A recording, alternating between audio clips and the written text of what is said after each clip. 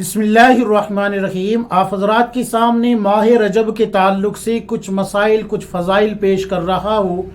कुछ हजरात ने सवाल किया है कि मुफ्ती साहब माह रजब के ताल्लुक से कुछ फजीलत बता दीजिए कि माह रजब में इबादत कैसे करनी है, रोज़े कैसे रखने हैं, कितने रोज़े रखने होते हैं। 27 रजब को आप सल्लल्लाहु अलैहि वसल्लम मेराज के लिए गए, उस रात में जो है इबादत का क्या हुक्म है, रोज़े का क्या हुक्म है, गुस्ल वगैरह भी करते हैं, नए कपड़े पहनते हैं और रात में फिर कुछ अलग अलग खाने बना के जो है उसको जो है सेलिब्रेट किया जाता है, यानी कि मनाया जाता है, जैसे शब कदर वगैरह मनाते हैं। तो क्या शरीयत का हुक्म है, ऐसा कहीं से साबित है या नहीं, क्या हुक्म है शरीयत का? तो देखिए, मैं आपको रसूलुल्लाह सल्लल्लाहु अलैहि वसल्लम की एक हदीस पढ़ के सुनाता हूँ। अल्लाह के रसूल सल्लल्लाहु अलैहि वसल्लम रजब का चांद देखकर ये दुआ पढ़ा करते थे, अल्लाहुम्मा बारिक लना फी रजब व शाबान व बल्लिगना रमज़ान। रसूलुल्लाह सल्लल्लाहु अलैहि वसल्लम अल्लाह से दुआ किया करते थे, ए अल्लाह हमारे लिए रजब और शाबान में बरकत अता फरमा और हमको रमज़ान तक पहुँचा दीजिए। ये अल्लाह के रसूल सल्लल्लाहु अलैहि वसल्लम दुआ किया करते थे। और 4 महीने ऐसे हैं जिनके बारे में अल्लाह तबारक व तआला ने फरमाया कि हमने सारे 12 महीने बनाए हैं, जब से ज़मीन और आसमान बनाया है तब से लेके और क़यामत तक 12 ही महीने रहेंगे, लेकिन इनमें 4 महीने हुर्मत वाले हैं। 4 महीने कौन से हैं? 4 महीने हुर्मत वाले हैं। वो कौन कौन से? नंबर 1 रजब, नंबर 2 ज़िलक़ादा, नंबर 3 ज़िलहिज्जा और नंबर 4 मुहर्रमुल हराम। ये 4 महीने ऐसे हैं जिनके बारे में आता है कि अगर आम महीनों में कोई 2 नफिल नमाज पढ़े तो उसको 2 ही नफिल नमाज का सवाब मिलता है, लेकिन ये 4 महीने ऐसे हैं कि 2 नफिल का सवाब भी बढ़ा दिया जाता है। और यहाँ पर यह भी बात अपने जहन नशीन कर लीजिए कि अगर आम हालात में इंसान गुनाह करता है तो अल्लाह ने जितना उसको सज़ा मुतय्यन कर रखी है वही मिलेगी, लेकिन इन 4 महीनों में अगर कोई गुनाह करता है तो जैसे इस महीने में इबादत का सवाब बढ़ जाता है, वैसे ही गुनाह का वबाल भी बढ़ जाता है, अल्लाह का अज़ाब भी उस पर शिद्दत इख्तियार कर जाता है, बढ़ जाता है। तो इसलिए जो है इस महीने में मैं तो कहता हूँ कि 12 ही महीनों गुनाहों से बचना चाहिए। अपनी ज़िंदगी को अल्लाह से दुआ कर करके गुनाहों से पाक रखे, अल्लाह से मदद मांगते रहे और गुनाहों से बच के ज़िंदगी गुजारते रहे। लेकिन बिलफर्ज अगर हो जाता है तो और महीनों के मुकाबले इस महीने में गुनाह का वबाल भी ज़्यादा होता है, जैसे कि इबादत का सवाब भी ज़्यादा होता है, इसी तरीके से गुनाह का वबाल भी ज़्यादा होता है। तो ये तो मैंने आपको बता दिया कि ये 4 महीने हुर्मत वाले महीने हैं। इनमें जो है कत्ल व गारत, खून खराबा, खून रेजी, ये सारी चीज़ें बिल्कुल मना होती है, याद रखिए। अब आते हैं कि इस महीने में इबादत क्या करें। तो इबादत तो आप जितनी चाहे कर लीजिए। मैंने बता दिया कि इसमें इन 4 महीनों में अल्लाह तबारक व तआला इबादत का अजर बढ़ा देता है, अजर जो होता है बढ़ जाता है, सवाब बढ़ जाता है। लेकिन यहाँ पर यह बात समझ लीजिए कि इन 4 महीनों में कोई ख़ास इबादत ऐसी नहीं आती कि वो जो है ठप्पा लगा दिया गया हो, कि जैसे मिसाल के तौर पे 5 वक्त की नमाज फ़र्ज़ है और ये महीने आए तो कोई कहने लगे भाई एक नमाज और इजाफा कर लो, 6 बना लो और ठप्पा लगा दो। या फिर जो है रमज़ान के महीने के रोज़े फ़र्ज़ है और इस महीने में भी रोज़े रखो तो ये ज़रूरी है रखने, ऐसा कहीं नहीं लिखा कि जैसे रमज़ान के महीने में कि रोज़े रखना ज़रूरी है और ये रजब के महीने में भी रखना ज़रूरी हो, ऐसा नहीं लिखा कहीं भी। याद रखिए, ये इस महीने के अगर आप रोज़ा रखना चाहते हैं या इबादत यानी कि नमाज़ें पढ़ना चाहते हैं, इजाफा करना चाहते हैं, तो मैं आपको मशवरा दूंगा कि आप जो है जो आपके रमज़ान के महीने के रोज़े आपके ज़िम्मे क़ज़ा पड़े हुए हैं, आप यहाँ पर वो रखें। आपके ज़िम्मे अगर कुछ नमाजें हैं जो कि फ़र्ज़ नमाज या वाजिब नमाजें हैं, तो आप वो जो क़ज़ा है आप उसको यहाँ अदा करने की कोशिश कीजिए, उसकी फ़िक्र और मेहनत कीजिए।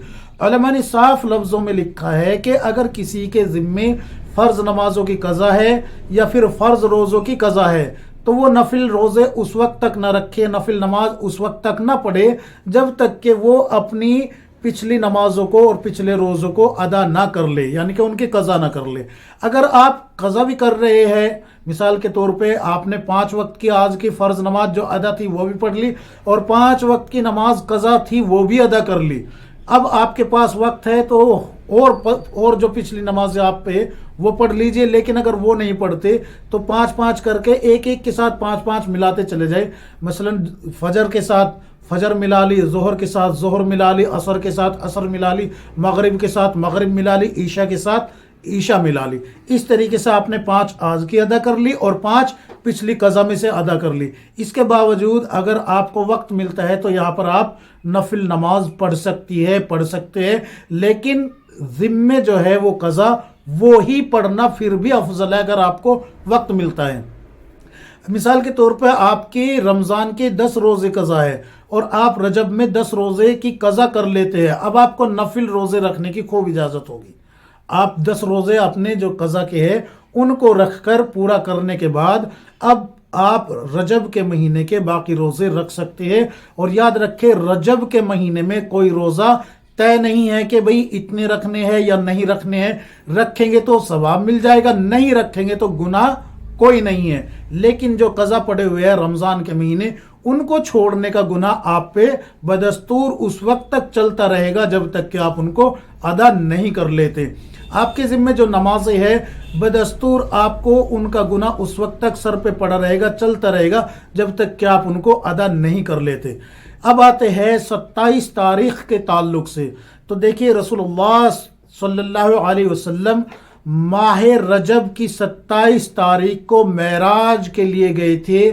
یہ کوئی اتنی مضبوط دلیل نہیں ہے کہ آپ اس کو بطور دلیل بنا کے امت کے سامنے پیش کریں، کیونکہ اس کے علاوہ بھی بہت ساری روایتیں ملتی ہیں جس میں کہ ماہ محرم کا بھی ذکر ملتا ہے وغیرہ وغیرہ، کئی سارے اس میں تذکرے ملتے ہیں، روایتیں ملتی ہیں۔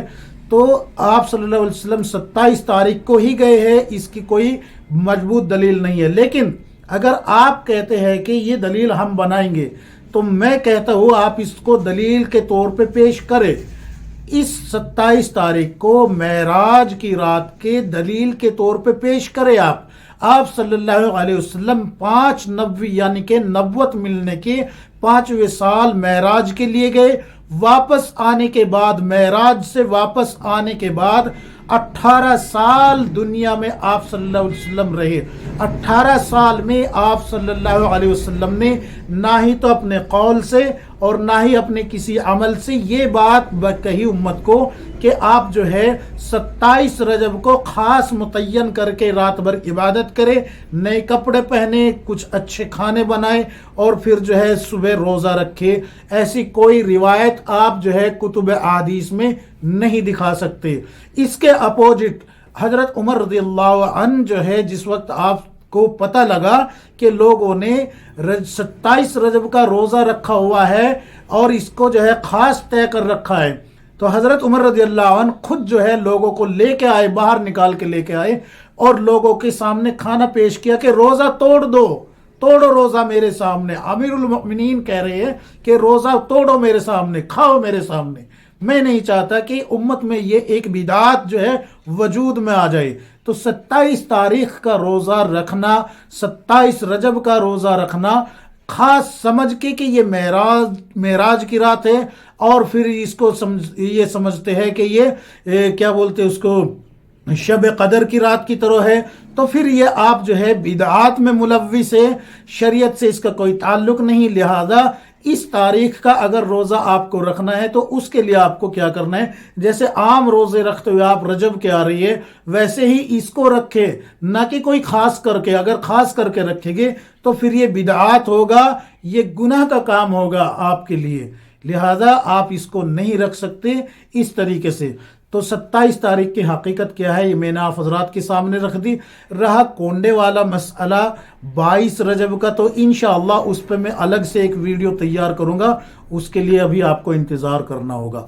یہ تمام جتنے بھی مسائل میں نے آپ کو بتائے ہیں ان سب کے دلائل آپ کو قرآن کا ترجمہ جو حضرت مفتی تقی عثمانی صاحب کا ہے آسان ترجمہ، اس میں بھی مل جائے گے۔ معارف القرآن میں بھی آپ کو تمام دلائل مل جائیں گے، آپ کھول کے دیکھ لیجئے۔ معارف القرآن تفسیر معارف القرآن جو ہے اس کی جلد نمبر 4 آپ کھول کے دیکھیے، جلد نمبر 4 اور 5 میں آپ کو تمام مسائل اس سے ریلیٹڈ مل جائیں گے۔ اللہ تبارک و تعالی ہم سب کو کتاب و سنت کے مطابق زندگی گزارنے کی توفیق عطا فرمائے، آمین یا رب العالمین۔